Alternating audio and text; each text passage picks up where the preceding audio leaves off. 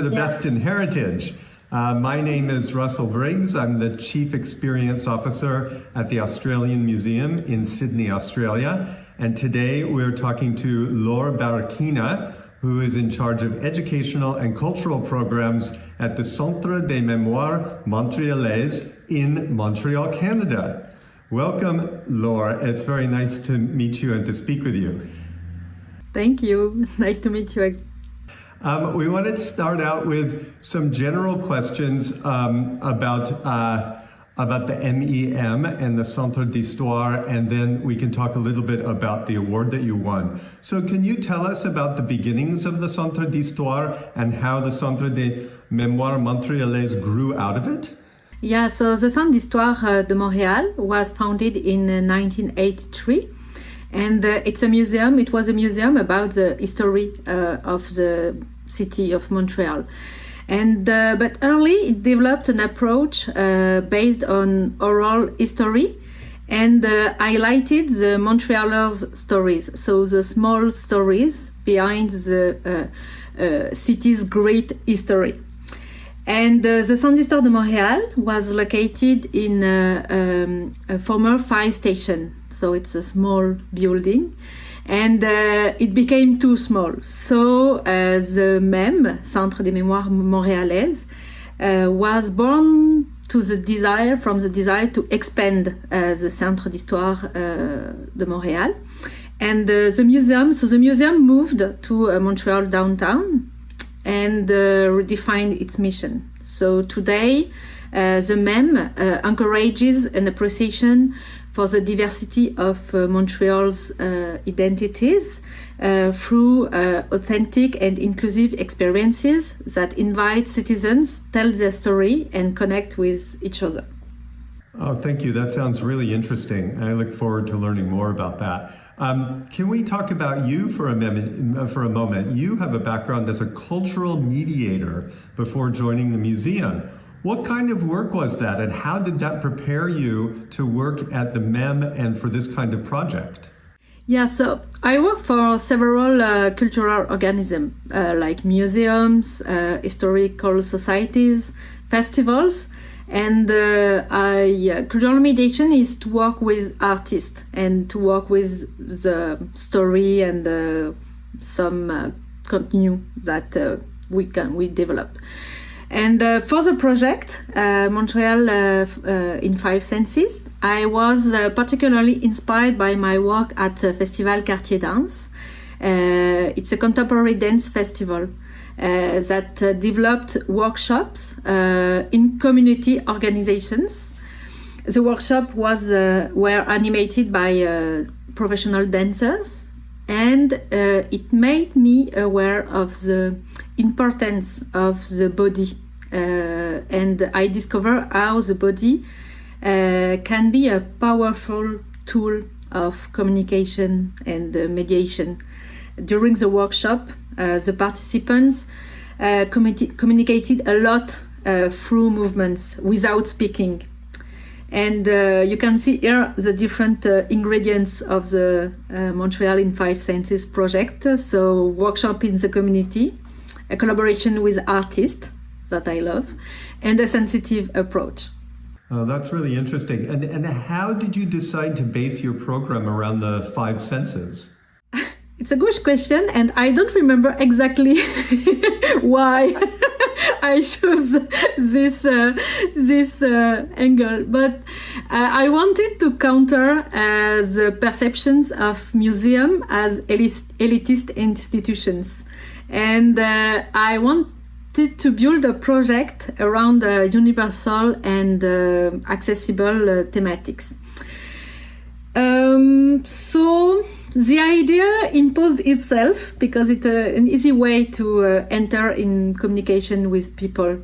It's appealed to the participants' sensibilities and emotions.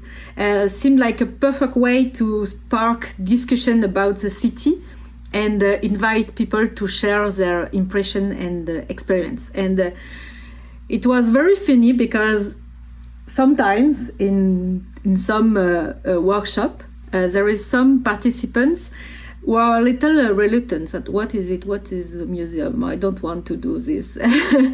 But as soon as we evoked the senses through very simple question as what is the smell that you identify with Montreal, or what are the first sounds you hear in the morning, or can you describe a childhood food memory, they took interest, and it's like irresistible, and they entered into the activity with enthusiasm. So they shared many impressions, many anecdotes with us, and some are very surprised that the museum is interested by their stories. It seems like the work of modern museums is all about trying to break down elitism. That's the only way to stay relevant. Our building is an old heritage sandstone building, and I always talk about trying to claw down the sandstone walls so that more different types of people feel comfortable coming into the building. So that leads me to my next question. Who are the types of audiences that you wanted to reach through the Five Senses program, and how are they different from normal visitors?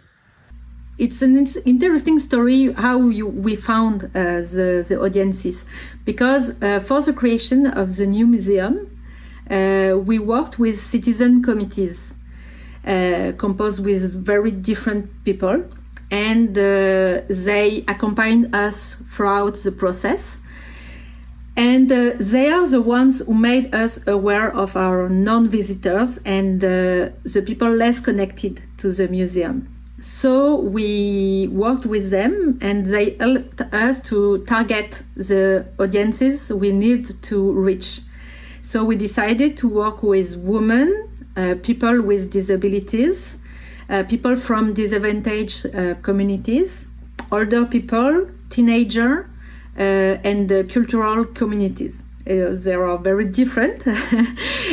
Each group has its own specific characteristics, but there are several things in common, like lack of time, isolation, difficulty to getting around, a lack of awareness of the cultural offerings, and sometimes a sense of exclusion from cultural venues.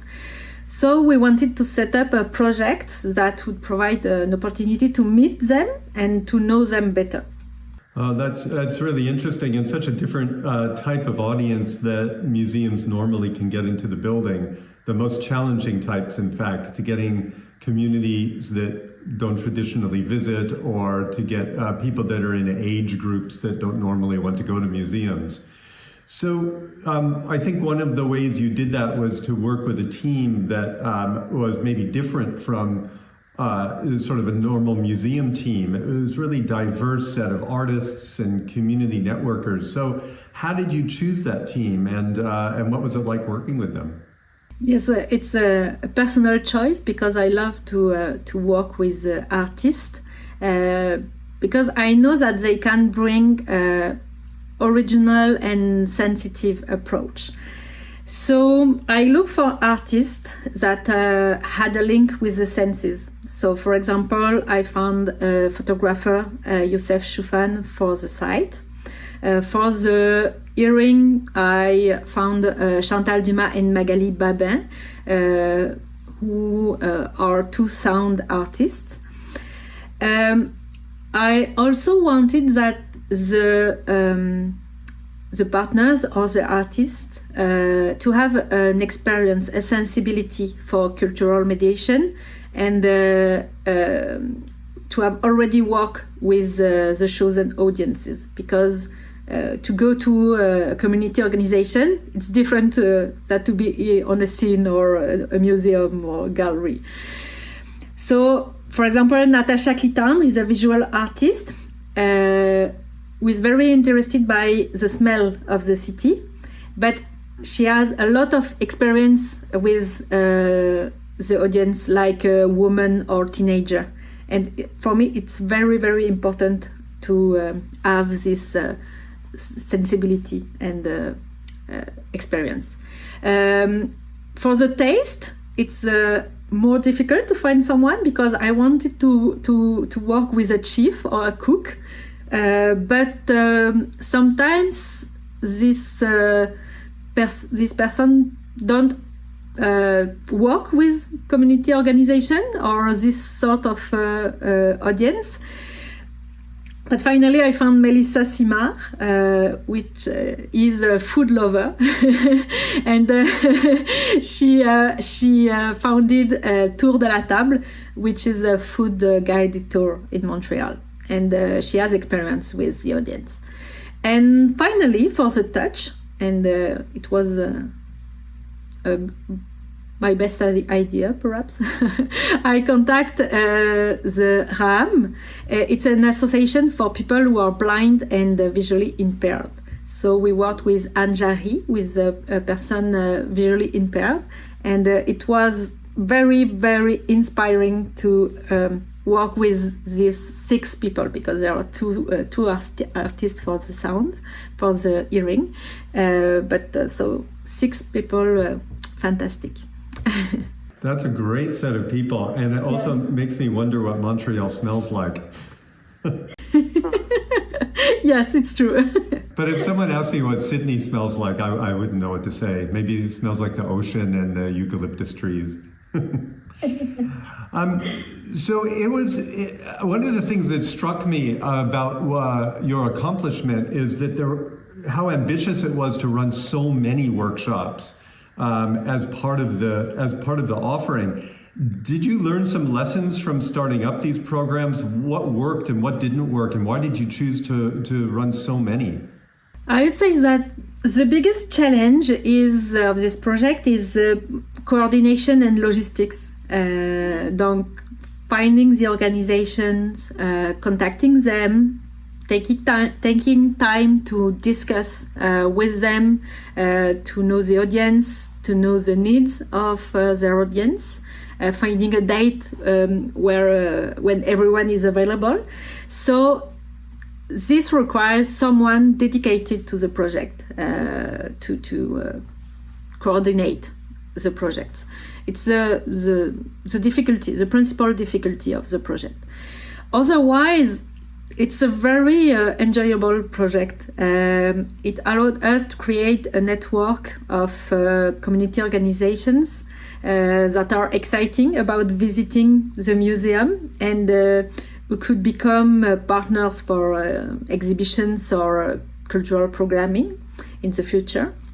We built bridges to audiences we had not reached before, and we learned to know them. We also observed how a sensory approach facilitated both our connection with participants and their sharing of their experiences. We have since incorporated this approach, the senses, into several of our existing programs for French language learners, for example, to develop the vocabulary about the city with the senses. It's very inspiring. And of course, school. For children, it's a good approach too. Oh, that sounds interesting.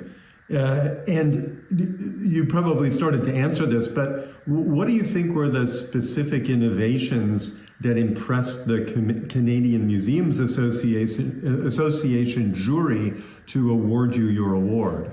It's always difficult to say that, but I imagine that perhaps the fact that this project invites us to work with artists from very different backgrounds and partners like the RAM or the food lover. And it really helped us create 5 original workshops with their own personalities and a distinctive approach, because the 5 workshops are very different and developed by the 5 artists. And second, I would say is the fact perhaps that we personalized our approach to make it very human and accessible to all, and facilitate the work between the target community organization and the museum. And do you think that having done these programs are going to change the MEM at all? Is it going to change the decisions you make about what you do in the future, or what kind of programs you run, what kind of exhibitions you do? How do you think it's going to change the future of the organization? It's a young organization, so I won't say that the project will change our decision. Rather, it will reinforce them. So the project is representative of the approaches of the MEM, Centre des Mémoires Montréalaises. We want to be a museum that is interested in the human experience, inclusive, community-based, an agent of change, and audacious. So we will try to continue in this way. And we will continue to develop a human approach, to take our time, what is very, very important in this sort of project, to listen to our collaborators and co-create with them. So those are good pieces of advice for people that work in other organizations: patience and learning how to listen.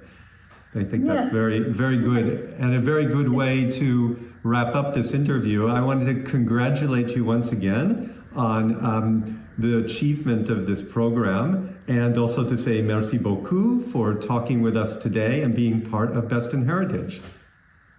Thank you. Merci.